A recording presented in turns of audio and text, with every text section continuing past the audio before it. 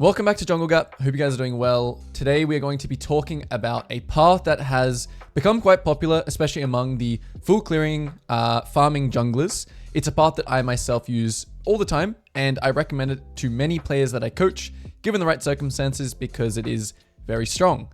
Then after we understand what the path is, how to counter it, and also how to counter the counter, we will review a game I played as Viego, where I can show you guys what the counter looks like in a real game, as well as fundamentals that I use to then snowball that game. Just quickly wanted to talk to you guys about the Jungle Academy. Now, I don't want to, try and sell you guys on something that I don't truly believe is insane, but this program is probably one of the best resources that I've ever seen in terms of if you are serious about your improvement, if you're serious about climbing, then this is probably the way that I would go if I was first, trying to improve at a rapid rate.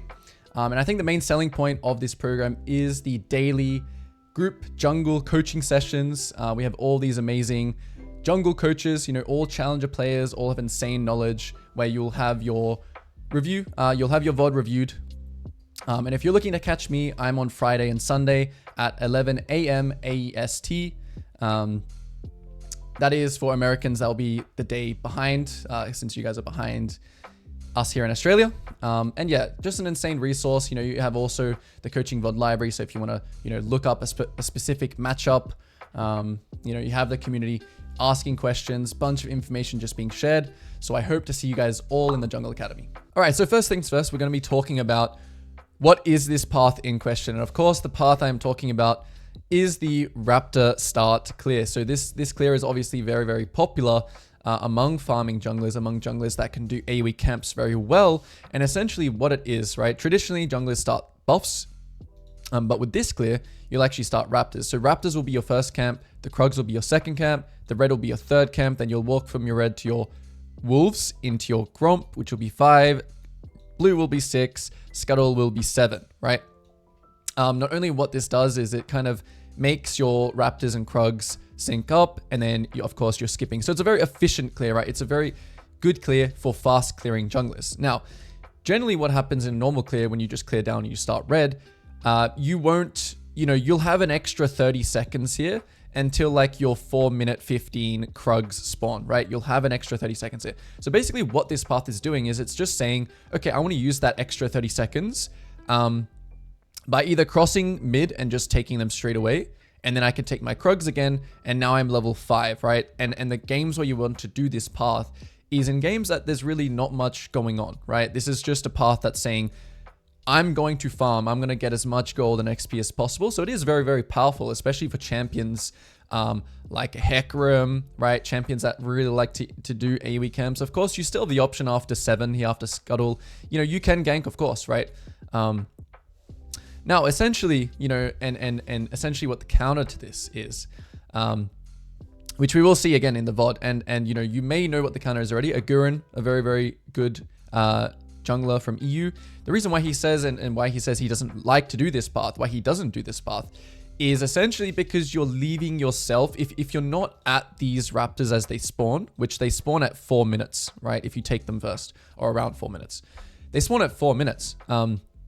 And if you're not here at straight away at 4 minutes, what can happen is the enemy jungle can either full clear up, take Scuttle, and kind of wait around for it to take it on spawn. Or what a Gurren does, which is where I learned this counter from, is let's just say I'm the blue side jungler here. I'm going to start my blue. I'm going to do a normal full clear down. I'm going to do 1, 2, 3, 4, 5, 6. I'm actually going to instantly base after number 6. So this is basically what the counter is.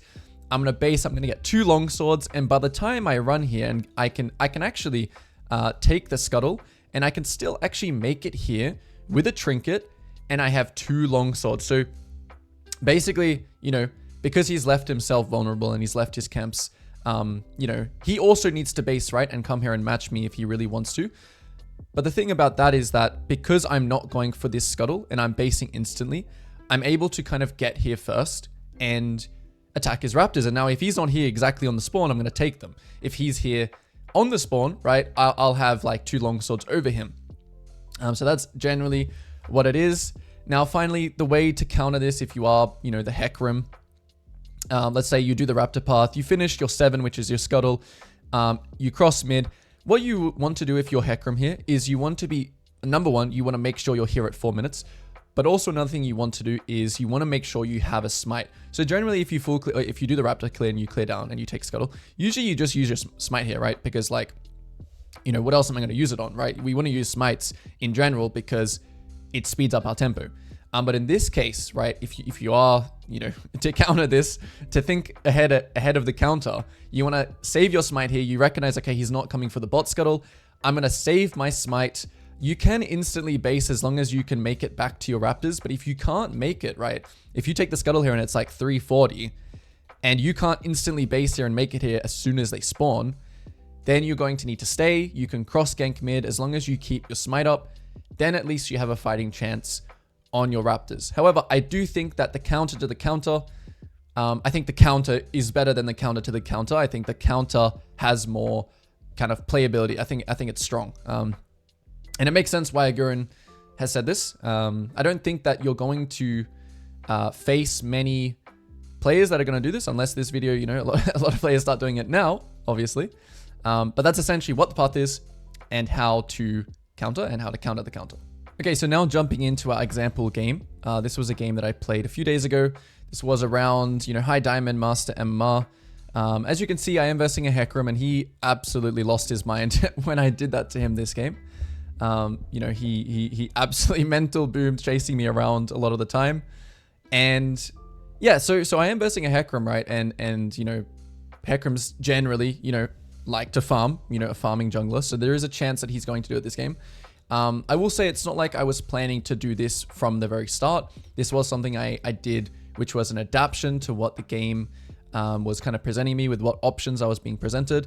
But yeah, first things first, this ward is very, very important for this because obviously we need to know, is he going to start his raptors, right? Is what pathing is he going to do? So this ward, of course, is always sneaking in to all of my videos. Very, very OP. Make sure when you go for the ward, you know, you ping your team, you check, what are you versing? Are we versing a Darius or Olaf that can just kill us if we walk up there? Make sure it's safe. And so yeah, we will go through some fundamentals, of course. As I just speed through this first clear, as we can see on the minimap, Hecarim starting the raptors, right? So we already know right now, this is going to spawn at 4 minutes. We know that. We know that now, right? 2 minutes, 15 camps. He finished it at 1:45, spawning at 4 minutes, right? So we'll quickly just speed through this first clear. Remember, you know, very, very important that we know how to clear on our champions because tempo is important here, right? If you finish your full clear at like, you know, 350, this obviously is not going to work. So you need to make sure that, you know, we're getting that clear speed down to like 330. Most junglers, I think, can clear at 330 or before it. So, you know, little details like, you know, pulling this to the edge, Wing this over the wall. And so this is interesting here, right? This is where I started to get this idea that, okay, you know, initially I'm pathing to my lane where I think I can most likely get a kill, right? I have a Thresh, I'm versing a Nami, I'm versing an MF, 2 immobile champions. So why did I actually opt for attacking his raptors this game? Well, if you guys know anything about Hecarim, his level 4 with Ghost is very, very OP. They've also just warded here, okay? So there's like a bunch of reasons why I don't want to force this gank, because if Hecarim is anywhere in the area, which I know he is because he started raptors, I know that this could go very, very badly for us, you know, unless Thresh hits the cleanest Flash Flay, Lantern, like predict hook ever, this play could go very bad for us, right?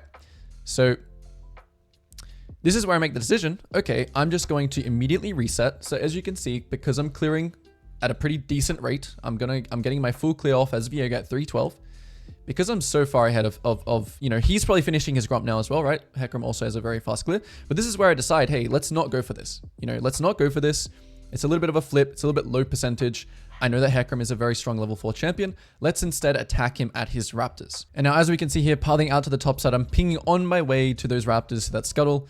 And now because we warded his raptors, because we know when his raptors are spawned, because we know all this information just from that ward is so incredibly important to this play. This is why I recommend that ward so much. And of course, because our clear speed was a decent pace, we have even enough tempo to take the scuttle first.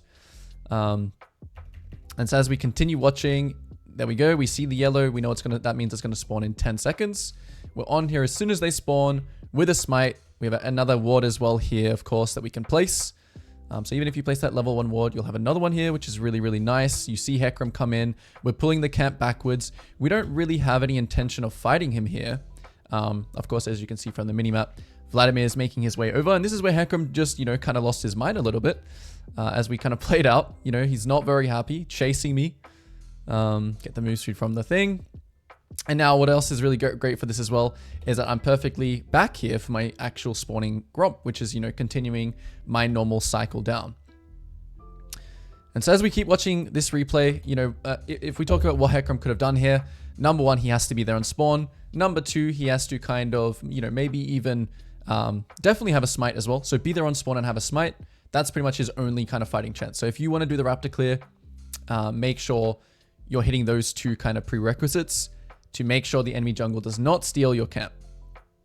I could even say, if you're here very late, if Hecarim wasn't here, I would actually try and take his Krugs as well, right? If he had wasted time bot, I would take both of his topside. So yeah, very, very important. This kind of messes up Hecarim's game completely because not only does taking his Raptors, what that does is like now all of his camps are like kind of desynced. He has to like, go to his Krugs and then go to his Wolves, which is just really inefficient for him. It's not really what he wants. So he decides here that he's lost his mind and he just decides to go and gank top. I respond to this, being on the same side as him. I know now that he wants to, I was playing to kind of wait for him because he made another mistake here, which is trying to, go for a low percentage gank. I was now going to wait for him to the next camp he wanted to go to, which was his Krugs, right? But then I realized he's committing here again. So we follow over here. Little details about the gank, right? Always Q first when you can. Get the maximum damage, hold that W. In this case, I opted for like a max range, higher duration stun. And we end up winning this 2v2. And he used his Ghost before to try and chase me. Hecarim without Ghost is not very scary. I will say that. Ghost is a very, very big part, especially of his early game power. Checking that wave to see, do I need to help the Smolder? It's a regular wave as we go back, so I do not need to help him. He can push it himself. If that was a cannon wave there, I should help him push it. So let's just keep watching now this video on how to actually use this and how I use this to snowball. We're going to be talking about all the fundamentals involved. So yeah, still pathing to bot side, of course. Still, clearing my weak side camps first. I know that my strong side camps weren't really in a position to get countered here. So I'm able, because I killed him top, right? Even if he ran straight at my Raptors, I would still kind of make it here around the same time. So simply clearing down here, nothing really to do. The objectives that are spawning, grubs are spawning now, dragon is up. And I want a base, right? I want to try and look for a base here. The Thresh keeps looking for plays. I am going to just hover them one time, but I decide, remember, right? You are in control of your game. You do not need to take the Thresh Lantern here. You don't need to be a follower. You want to stick to your own game plan. And here, I don't take the Thresh Lantern because of this exact reason. I know that Hecarim is probably going to be clearing down after top. Of course, he could have cleared straight. He could have ran straight to the side. There's a very decent chance that Hecarim is here. And I have 1400 gold, right? I don't really want to force any plays here. I don't want to take that Lantern and force this play because I'm not really... I'm not super confident because, I have 1400 gold. Why go for this 50% play when I could just base, spend my gold, and then look for a 90% play, right? That's really what you have to think about. The Hecarim goes in. Of course, he still has no Ghost, so we have a little bit of a skirmish. Because Hecarim's on this side, I feel less like my tempo is super important that I go and look for him on the top side, right? If I never saw him there, I'd be on tempo to match him on the grubs in the top scuttle. And this was a bit of a silly mistake to even fight Vladimir here, right? Very, very low kill percentage. I actually end up dying here, which is crazy. I was really surprised that I die. I just think, the learning point for me, well, dying to Vlad here, something to add to my kind of knowledge is that, a level 6 Vladimir with Ignite actually has some decent kill threat, actually has some decent damage. But he ends up trading anyway, so not the worst. All right, continuing to watch now. Now I've spent all my gold. I've bought my items. We see Hecarim on this ward. Of course, I know I'm way stronger than him because of what I've done so far in the game, because I'm so much, I'm level 6, right? Much stronger than Hecarim. Whenever you're stronger than the enemy, you always want to match. So, you see Hecarim here. Do not just do your top side camps. Don't just give him it. Be confident, fight. And I just want to talk quickly about the way that you want to fight this, right? When you are versing someone like Hecarim, right? The only way he can really escape here is if he goes through me, right? and procs phase rush and tries to run away. So the way that you want to play this is making sure that he never gets past you this way. A lot of times I see Viego players, they're very really hasty to use their W. You can just Q him and just hit, right? I'm making sure that he's not getting past me. The way that I'm spacing, I'm making sure to click this way. Every time he tries to click this way to try and escape, I'm going to be right there next to him. So if he does try and run past me here, my W is still available. So there should be no way, when I see this picture here of this Hecarim here, there should really be absolutely zero way he can escape unless he gets 6 from a grub, which is also why I kind of was watching it, right, to smite it. He may have got 6 from that. I think it's highly likely since he's level 5 and I'm nearly 6. I'm 6.5. But yeah, make sure he can't get past, right? Make sure he can't get past. And then, yeah, when he's 100% dead, you hit that. So, this game, right, I'm not over forcing anything. I'm kind of just letting Hecarim make his mistakes. We get a kill top. Still spacing to try and get that last Q. And in this case, right, a lot of times I've talked about, basing here is really, really efficient. But there's just too much farm here. I'm very close to the scuttle. Don't base here for 600 gold. This is where you want to greed. So I've just used my ult. The objective is down. This is a perfect time for me to just clear all my camps. So I want to just clear all my camps here. Get a little bit of health back because I want to stay on the map. I think that was kind of unnecessary, to be honest, in terms of tempo, because I'll heal. Make sure you have a very fast clear, and then we're back to the same thing again, which is clearing our weak side camps towards our strong side here.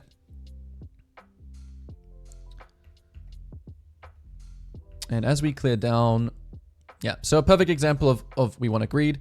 Hecarim shows bot, so he just ulted, right? So again, Hecarim does something, and you have to use this information, right? This is free information for you. He just skipped his, because he didn't, if we actually look back, right? Because he didn't have his blue, right? Because he just used his ghost, because he just used his ult. This should be an opportunity now for me to attack him on his blue side, if possible. Now, we'll watch and see kind of what happens. I don't really remember too much. My idea is that I want to attack. So first of all, I'm using a vision trick, which is pretending like I'm not going, but then I'm still going. This is something that you can do with regular wards. It makes it look like to the enemy's perspective that you're not going for the invade. They'll feel like kind of safe to take these camps, but then you actually show up and kill them. So really, really good vision trick that you want to try and do. In this case, I start walking in again, but then I see Nami's body language here, and she's actually coming in to help. I don't have my bot lane, right? So I just don't risk it. And this is what, the score is like 10-1 right now. This game is super, super 1 for us, but it's really important that even in these games, you don't just say, whatever, I'll just go for it, right? It's really important that you keep your discipline here, and you just know that the game is still winning, right? Don't take that 60% invade there, because Nami is going there and your bot lane's not there. There will always be a higher percentage play. You just need to wait for it to happen. And so they take dragon here. We go for a steal. Okay, whatever. They had 4 people on it. Again, another thing here, right? Don't like try and fight this 2v. Your Hui's in base. Don't try and fight this 4v3, right? Just go for the steal. Okay, it doesn't happen. Is what it is, right? It is what it is. Whatever. And then because we say it is what it is, and we don't try and do anything crazy. Our bot lane gets back here, and then good things happen. Looking for camps here. Okay, no camps available, so it's time to base. Then we do a bit of a creative play here. We realize that Nami and MF are quite desynced here. So this is the classic in-between towers cheese. Nami is desynced, right? She's still coming out of base. And our top side is also not spawning quite yet. Our Gromp should be spawning very soon if we have that kind of instinct that our top side is spawning. But of course, this play is honestly even better. Even if Hecarim took like my Gromp here, this is one of those really, really high impact plays that kind of just like destroys the game. It kind of puts a dent in the enemy's nexus. The bot lane is like, okay, how can we play? Jungle gap, whatever. And you'll get these kills, right? These I'm telling you, these laners do not want to miss this XP in lane. So looking for these kinds of plays, remember when they are desynced, when you have that pushing bot wave here, right? When you have this pushing bot wave here, you want to use that to your advantage. So MF only had 2 options here, and she actually tried to choose the best one, which was trying to run away. But then, of course, you just make sure she can't escape, because if she stays here on this tower, you dive. All right, so let's see what happens next in this game. So then we come to this point where I'm actually, I used my tempo there on the bot side. And remember, using your tempo like that, even though I'm not right on the spawn of this Gromp, even if Hecarim takes this Gromp, is that bot play worth it? Of course it is, right? Of course it is. Even if MF had left there and she misses like 2 waves of XP and Ezreal gets a plate, that is still worth my Gromp. Yes, it is. So when you're thinking about, okay, how should I use my tempo, right? If you had got nothing there and you lose your Gromp, of course that's bad. Now I see Smolder. I see my Gromp has been stolen. Process of elimination, Hecarim might be here, get ready to fight. So I'm telling my team, hey, question mark, he could be here. No one really responds, so I kind of just do it myself. Okay, in this situation, right, I use my W because I'm not in range to Q. I don't have Smite, I can't get onto him, so I must use my E then. When you're playing around blast cones like this, make sure you stand right on the enemy, right? Because they want to hit the blast cone. And that way you can blast right next to them, with them. And of course, you know, we just chase and we pick up the kill. And, you know, if you're Hecarim here, of course, you're losing your mind. You know, he's... And of course, this is just fundamentals as well, guys. Like, I'm telling you, once these fundamentals become second nature and you understand tempo and you understand these kinds of plays, you know, when... So if we actually look at these past 2 rounds, right? We gave the dragon. We didn't invade the Gromp and the blue and the Hecarim, who had no ult and no ghost, right? We pulled back a little bit when we had to. We didn't overforce. We didn't overforce anything this game. And then we made plays on our timings and when our bot lane was there, when the enemy are making mistakes and all of these things, right? So sometimes you just need to keep your composure. And as we see here, simple things like this. Again, you're thinking about laners. You're thinking about the fact that my Smolder is pushing here. This is a great play for him, even though we may not kill this Maokai, which I think we could have, honestly. I think we had kill threat here. It's just a little bit unfortunate. You know, some things happen. It is what it is. But this Maokai is still hurting. He's still hurting like crazy because now he has to walk like the long way around. Smolder's just breaking this tower for free. Now he has to use his TP. So little bits of pressure, little bits of creative X factor pressure that I want you guys to kind of look at and apply to your own games. All right, and this is where as well, right?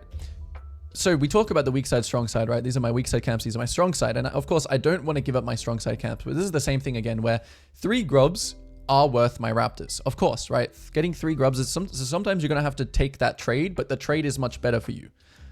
You know, if I only took 1 grub here and he got like my bot side camps and dove my bot lane, of course, that trade's not worth it. And in that case, you'd want to like cross and match him. But you can see here, right? You need to be aware of it. So right here, I'm telling my Thresh, hey, put wards here. So remember the type of pings that you use is really important here. I'm saying ping, right? Look at the ping wheel. If I just normal pinged him, my Thresh doesn't know what that means. He doesn't know that Hecarim could invade my Raptors here, right? He doesn't know anything. He's a support main, okay? And you got to tell him. You got to micromanage people. You got to tell him exactly what you need. And although my Thresh, you know, he tries to defend it, he wards it, whatever. Okay, Hecarim still gets the Raptors, right? Because I'm on vision. He knows he can do it. And so here, I end up actually opting back for his topside camps. I think the main reason for this was just because the top tower was very, very low. And I also noticed that kind of Smolder and Malka were trading a lot. So even though, right, this is another adaptation, even though that, you know, I'm playing into a Smolder Maokai lane, which I didn't want to, remember adaptation in this game is very, very important. You need to be able to adapt to what's happening. Bot lane wasn't really volatile. Of course, I'd rather play around bot. That's the game plan, this game. But things can happen. You have to be aware of them. Just like this. And now when you're versing a Maokai, right, don't play this too fast. You know, the amount of times I've just seen a student here just W ult instantly, and then Maokai Ws them, pushes them into tower, and they blunder it. Remember, he's already dead. So patience. A lot of this game is about patience. He's dead. Don't worry. You don't need to play this really, really fast. You don't need to go crazy. Just chill. Right? He will die eventually. Remember, he still has flash. So don't just ult here. Whenever you play Viego, holding your ult is very, very important to either you stun them and ult them, or you wait for that flash as I do just here. Now you ult. So patience, right? Patience. Check his red. I think he just ganked bot. Yep, gank spot. My bot lane survives. Well, Ezreal still dies. That's okay. And then I just have another really, really big greeting round. So I could think here, do I want to base or should I clear my top side? Another situation where I think greeting here is much better. Because I've used ult, because there are no objectives, perfect time to greed, even though I have 1400 gold. So basing here wouldn't really give me anything. Like I would base here and I would still run back to top side. Whereas I could just walk here, do the top side camps, and then decide if I wanted to base or not. And in this case, I didn't. Okay, I did. Yeah. So yeah, I should have based right after wolves here. That would have been perfect. And then I'm ready for the dragon. And so I'm going to wrap the video up here. I didn't want this to be a full review, a full gameplay review. I just wanted to review the early game fundamentals, how to counter this raptor start. So if you're able to learn something from this video, leave a comment down below, and I hope to see you guys all in the next one.